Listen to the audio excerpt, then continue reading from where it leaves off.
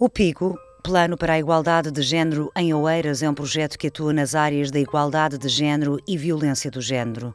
Surgiu em colaboração com diversos parceiros, como Câmara Municipal de Oeiras, Junta de Freguesia e PSP de Carnaxide, Segurança Social, ainda a Comissão de Proteção de Crianças e Jovens em Risco de Oeiras. A estas entidades, com funções ao nível de apoio técnico e avaliação, juntou-se um grupo mais alargado de cerca de 100 parceiros, constituído pela Rede Social de Oeiras e outras pertencentes ao Conselho Local de Ação Social de Oeiras.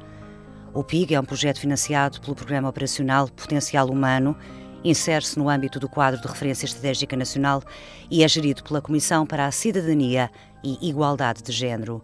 Começou em 2011, termina neste mês de junho e surgiu da necessidade de trabalhar a problemática das desigualdades e violência de género no Concelho de Oeiras, uma vez que não existia nenhuma instituição que o fizesse.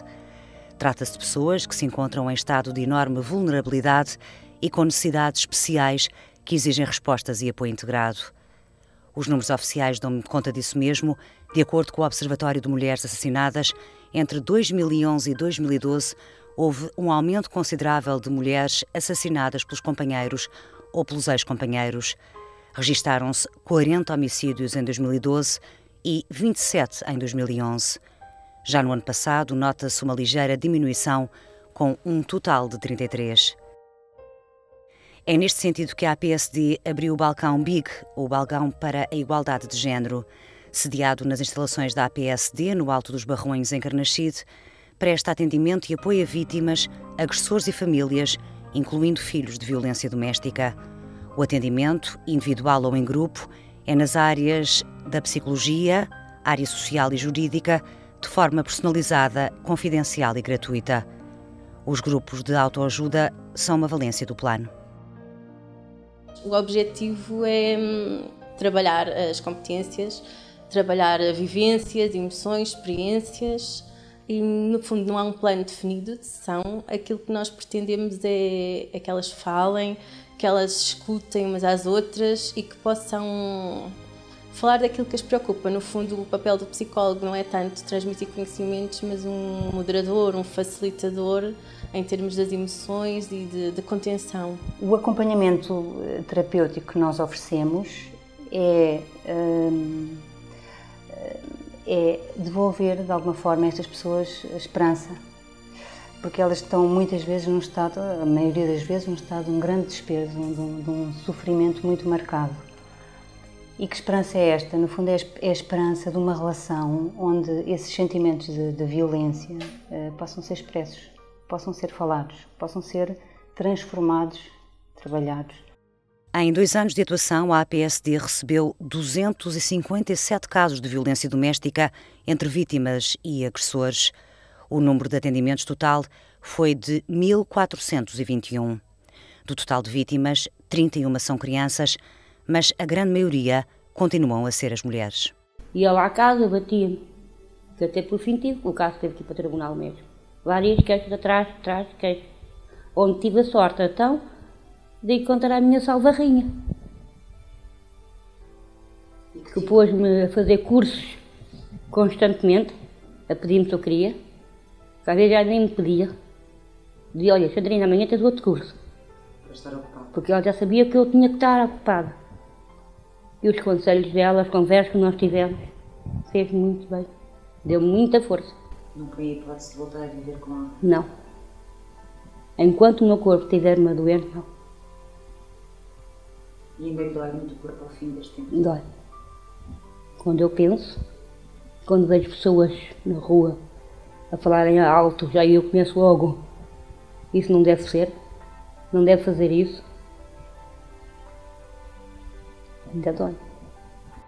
Porque estas mulheres, de facto, ficam extremamente fragilizadas, às vezes já tiveram uma história infantil de abusos ou de violência e, portanto, há como uma espécie de repetição daquilo que viveram, de alguma forma.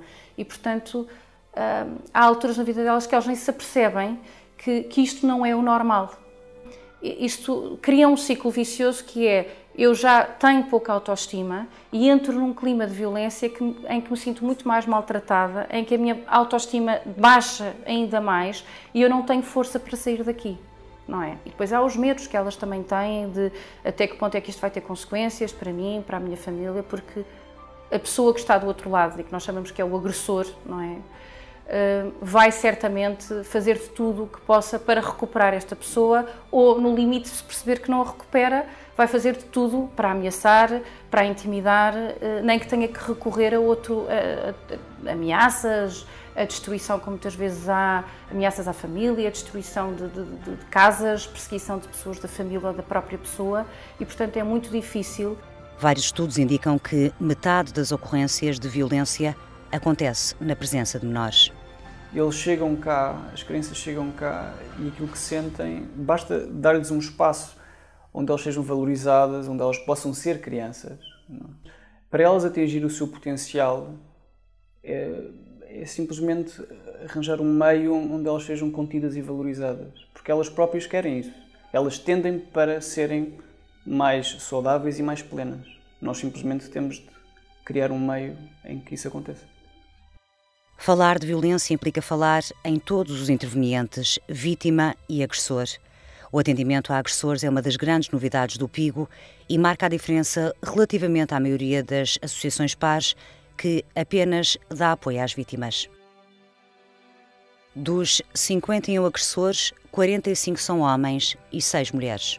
Que é um plano que entrou em vigor agora em 2014 a 2017 e que, portanto, indica precisamente a necessidade da intervenção junto do agressor por forma a prevenir a violência, a prevenir a reincidência e nós, PIGO, ainda acrescentamos, além destas coisas todas, para olharmos para a pessoa que é o agressor. Essa é a mensagem grande. Olharmos para estas pessoas que estão também em sofrimento e que também precisam de ser ajudadas. Em alguns casos viveram num contexto de extrema violência, de extrema precariedade mesmo social e afetiva e não conseguiram desenvolver outras respostas que não fosse necessariamente através do ato violento e como tal passaram ao ato não havendo outras possibilidades que conseguissem desenhar na sua vida. Nós estamos num paradigma de compreensão, não num paradigma de punição, ou seja, o agressor geralmente pensa-se que tem de ser uma pessoa automaticamente punida pela sociedade. Nós julgamos que é importante perceber o significado que a pessoa dá a esse ato de agressão. Se nós não compreendemos esse ato de agressão, então não percebemos porque é que se deu e porque é que a violência continua. Ou seja, nós estamos a reproduzir a violência. Semanalmente estas pessoas vêm ter acompanhamento com um psicólogo, um psicoterapeuta e fazem esta terapia semanal onde têm um espaço para falar das suas vidas, dos seus sofrimentos e ajudarem a transformar as suas vidas e a tornar as vidas melhores e a compreenderem porque é que elas próprias, porque elas são as primeiras vítimas de si mesmas. Os agressores podem vir por iniciativa própria, o que acontece em poucos casos. A maioria é encaminhada por instituições ou por via dos programas de prevenção, como da Direção-Geral de Reinserção Social e Serviços Prisionais. O acompanhamento psicológico é obrigatório aos agressores com suspensão provisória do processo ou suspensão de execução da pena de prisão. É o caso de Nuno, de 37 anos. Quando nós ouvimos falar de um psicólogo é porque temos problemas psicológicos, não é? E pronto, eu vim para cá e fiquei assim um bocado deprimido. Quando cheguei cá foi totalmente diferente daquilo que eu estava à espera, porque comecei a falar com o psicólogo teve-me a dizer que tudo que eu falasse com ele ficava entre 4 paredes e comecei-me a sentir mais à vontade, porque até ele via, às vezes a gente não tem ninguém para falar e às vezes temos pessoas que vemos todos os dias, mas que são estranhas para nós e não vamos estar a falar da nossa vida só. Então aqui achei que era bom. Não faço as coisas tão bruscamente, não o que me vai na alma e fazer as coisas a correr, pensar antes de falar, pensar antes de fazer as coisas, tentar gerir qual é a melhor maneira, se eu devo seguir por um caminho ou pelo outro e ajuda, pronto. Mudou porque conheci pessoas de muito diferentes de mim e além disso são iguais a mim. São diferentes do passado, mas são iguais a mim, são seres humanos como eu. Se elas me davam conselhos, se eu conseguir, claro, só tenho o bem. só me queriam o bem. E aprendi muita coisa aqui dentro. A conviver com pessoas que eu não tinha nada para conviver. Convivi com crianças, convivi com idosos, com conversas diferentes, opiniões diferentes. Isso tudo para mim foi uma grande valia. E os resultados, segundo os especialistas, são evidentes, ainda que os acompanhamentos sejam prolongados no tempo.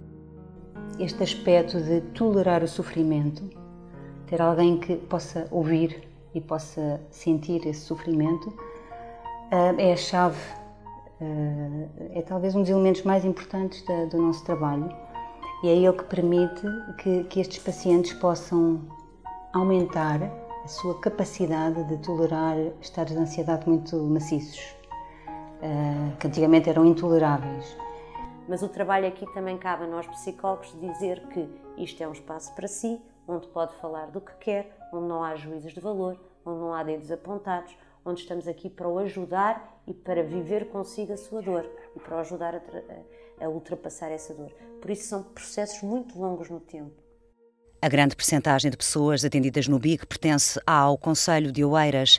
A freguesia de Carnaxide registra o maior número de casos de violência doméstica, seguida de Algés, Cruz Quebrada, Dá Fundo e Linda a Velha. A atuação do PIG centrou-se noutras atividades, como a realização de colóquios, ateliês e ainda ações de informação e sensibilização sobre vários temas, como a violência no namoro e bullying, que abrangeu 600 alunos de várias escolas. São jovens, namoram, têm relações e nós achamos importante distinguir o que é uma relação saudável de uma relação não saudável.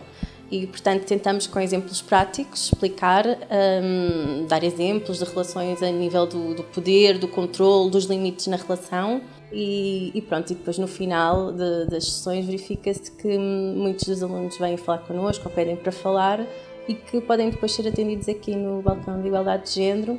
Todas estas iniciativas fazem do PIG um importante serviço prestado à comunidade do Concelho de Oeiras. As pessoas precisam de respostas efetivas e consistentes, de ter um espaço próprio onde possam encontrar acolhimento e apoio para superar as dificuldades.